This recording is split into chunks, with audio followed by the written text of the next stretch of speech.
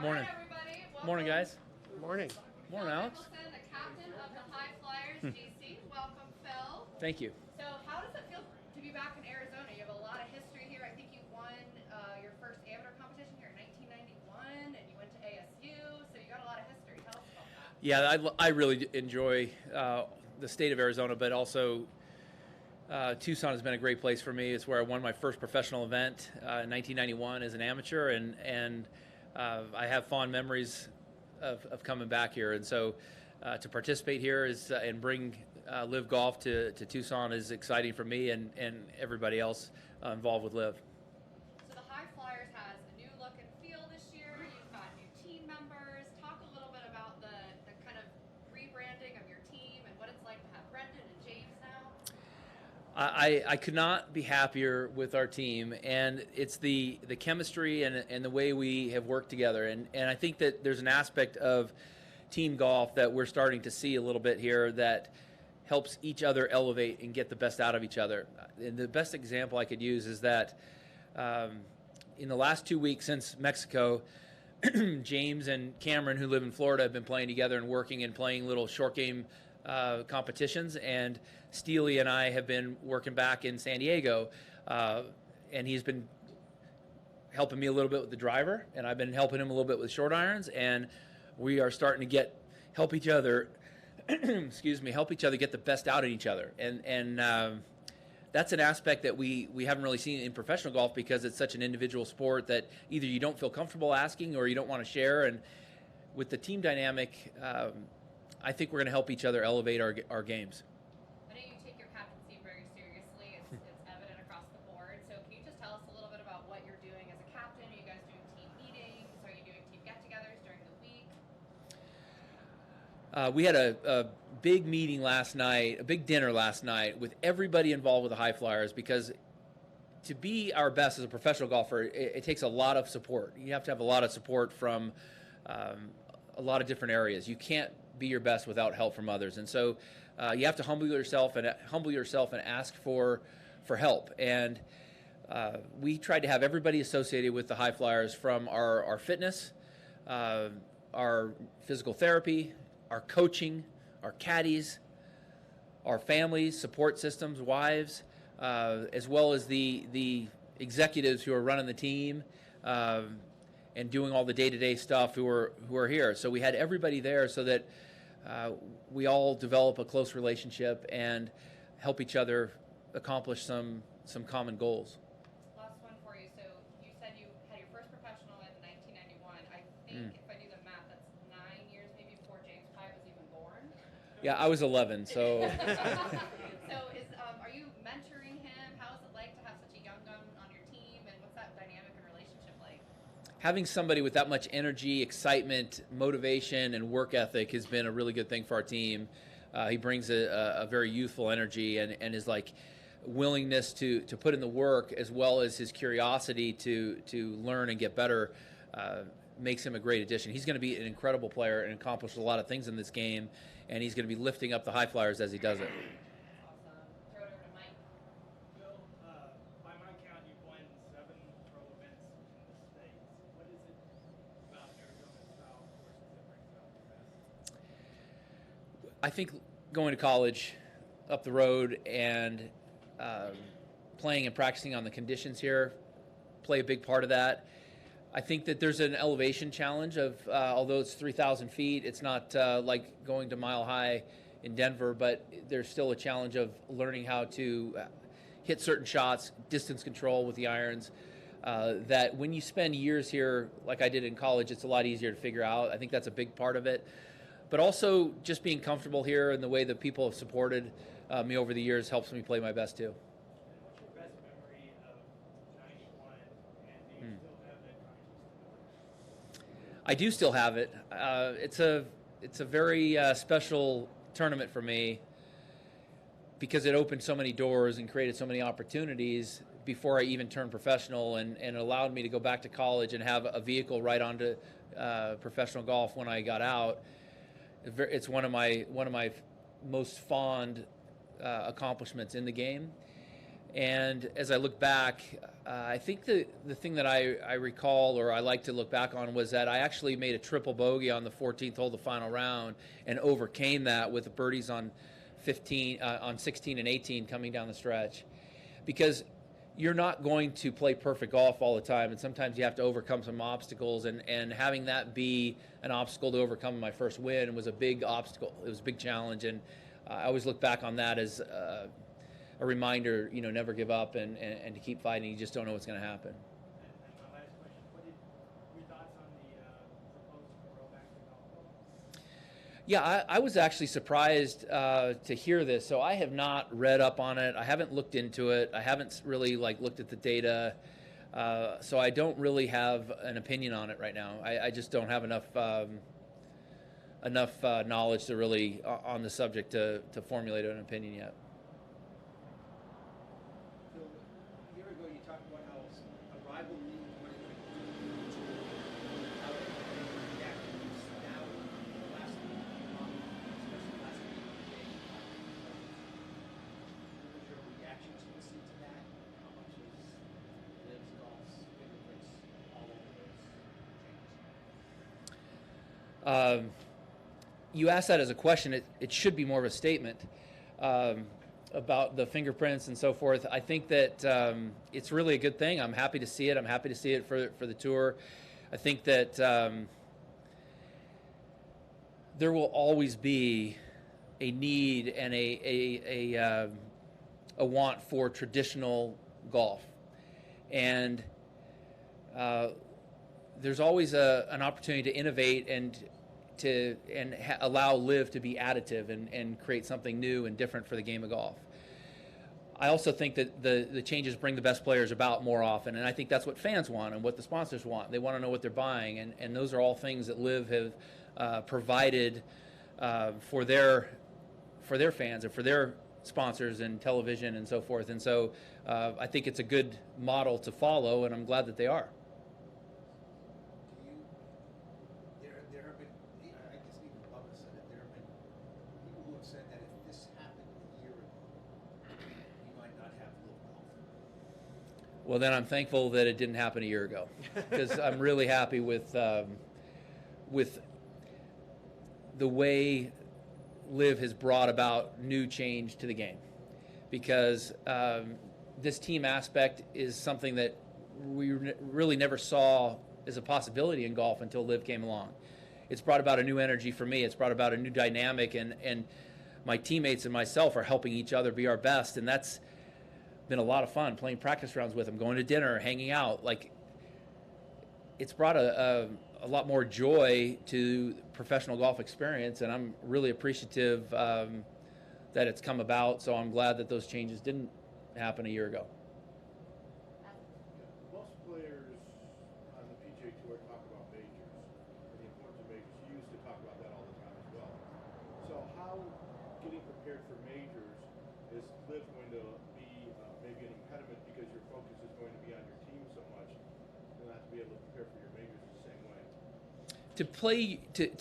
To bring the most value to your team, you've got to play your best, and so you still have to put in the work and shoot low scores. That's how you bring the value to your team as a player, and so that's not going to change. That'll be the same whether it's in team golf or individual golf, but the support system to help be your best is certainly a nice benefit. We're all grateful that we're able to participate in the Masters and all the majors, because there was a lot of talk that might not happen, but here we are able to do that, and we're all grateful for that as well. Do you also feel that LIV is, I mean, it's not even been a year yet from your first tournament from last year.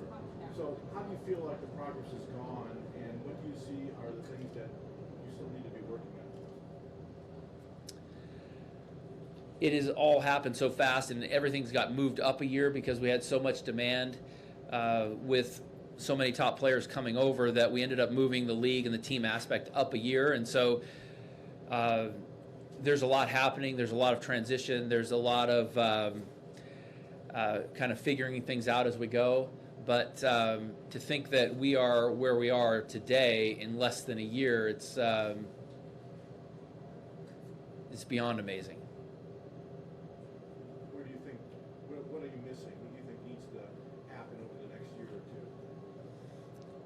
evolution. We'll just simply evolve, and when we see something that can be better, we have the fluidity to make the change and make it better.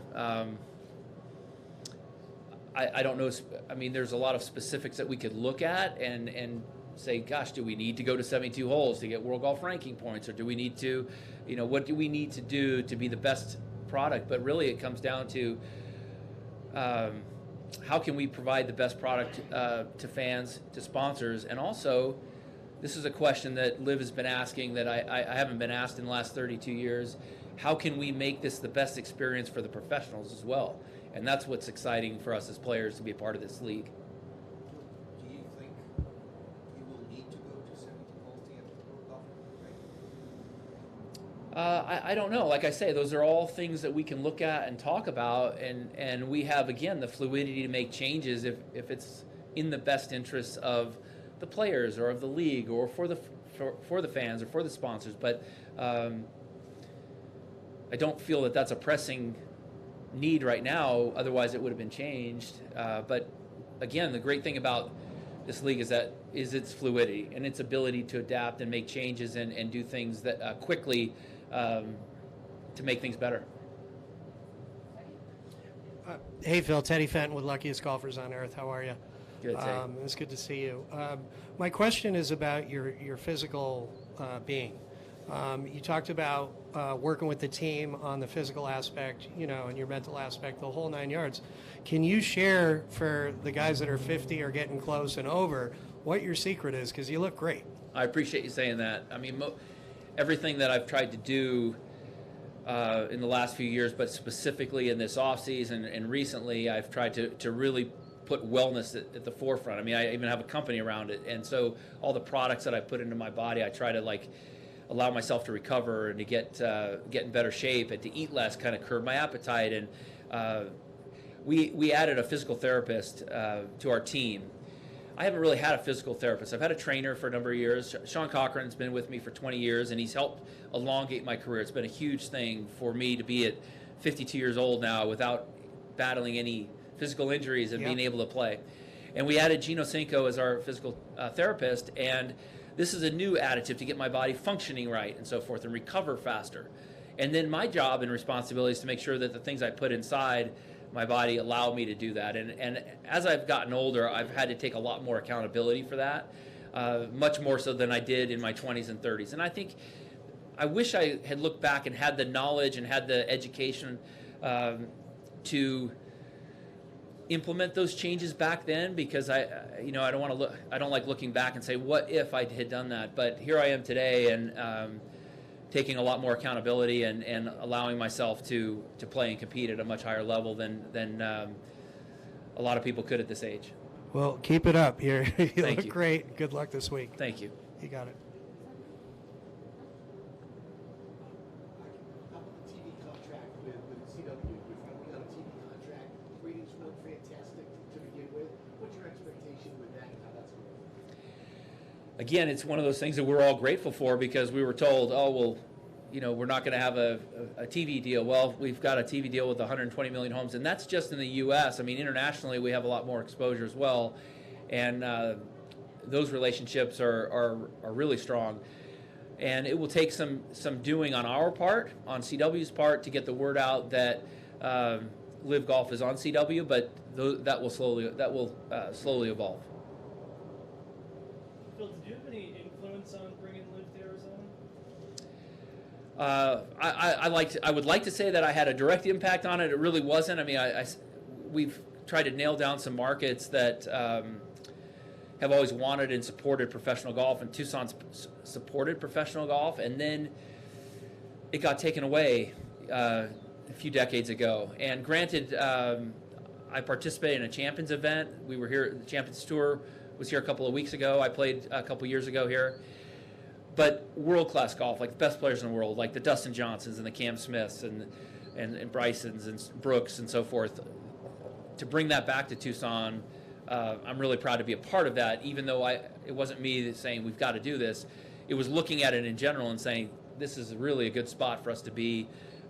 It'd be great for the tour, for the league. It'd be great for the area as well. You mentioned the fans and the relationship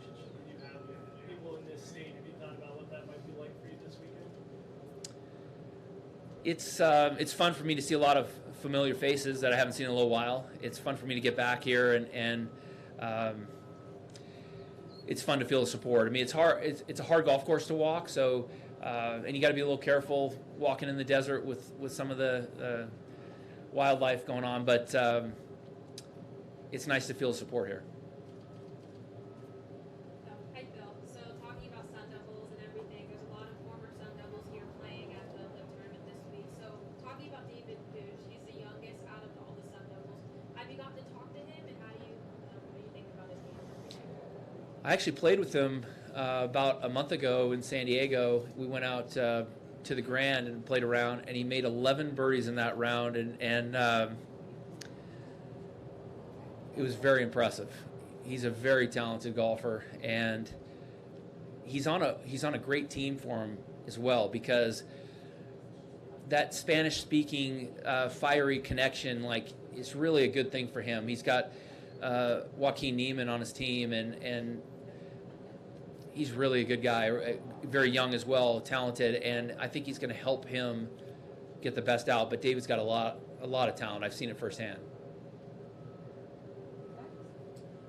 Phil, when the Masters come up, what are your expectations when the LIV golfers go to Augusta to make the PGA? No expectations, really. We're just grateful we're able to play and compete and be a part of it. And a lot of the people there that are playing and competing in the Masters are friends for decades, and I'm looking forward to seeing them again. And what is the significance of getting Bryson and Cam Smith and those guys to join LIV?